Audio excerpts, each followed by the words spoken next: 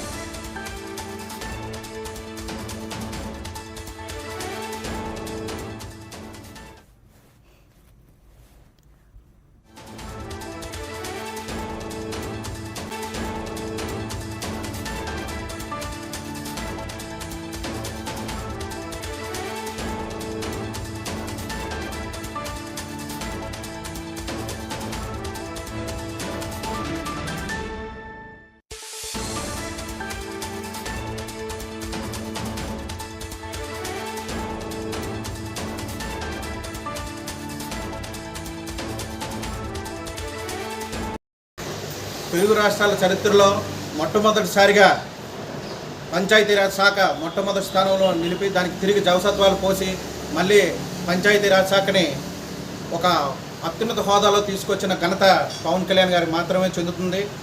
అలాంటి వ్యక్తి ఈరోజు అనారోగ్యానికి గురి కాబట్టి రాజకీయంగా కొంత విరామం తీసుకోవడం అందరికీ బాధాకరమైన విషయం.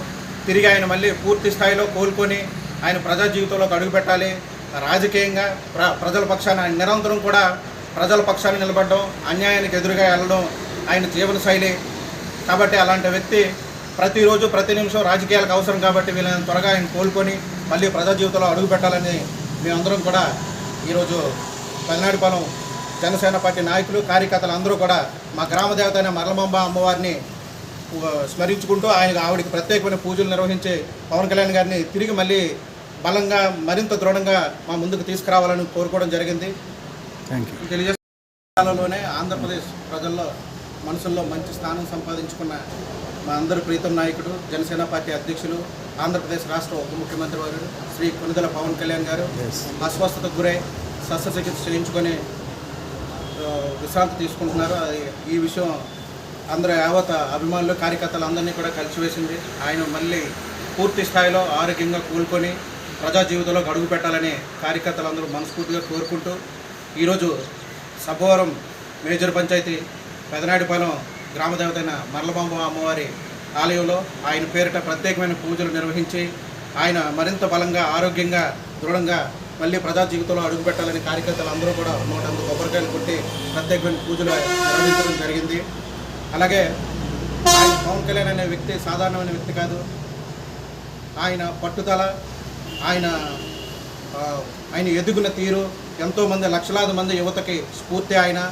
అలాంటి వ్యక్తి ఈరోజు విశ్రాంతి తీసుకొని రాజకీయాలకు దూరంగా విశ్రాంతి తీసుకోవాల్సిన పరిస్థితి రావడం చాలా బాధాకరమైన విషయం.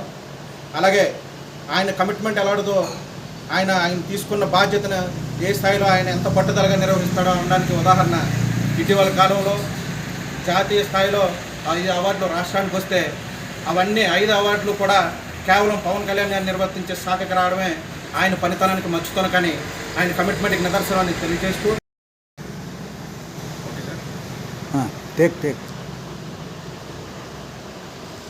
ఆంధ్రప్రదేశ్ ప్రజల మనసులో మంచి స్థానం సంపాదించుకుని సంపాదించుకున్న మా అందరి ప్రీతం నాయకుడు, అలాగే జనసేన పార్టీ అధ్యక్షులు, ఆంధ్రప్రదేశ్ రాష్ట్ర ఉప ముఖ్యమంత్రి వర్యులు గత 4 రోజులుగా అస్వస్థతకు గురై శస్త్రచికిత్స చేయించుకున్న విషయం యావత్ ఆంధ్రప్రదేశ్ రాష్ట్రం మొత్తం మీద ఉన్న కార్యకర్తలు, అభిమానులు అందరిలో కూడా ఎంతో కలిసివేసింది. ఆయన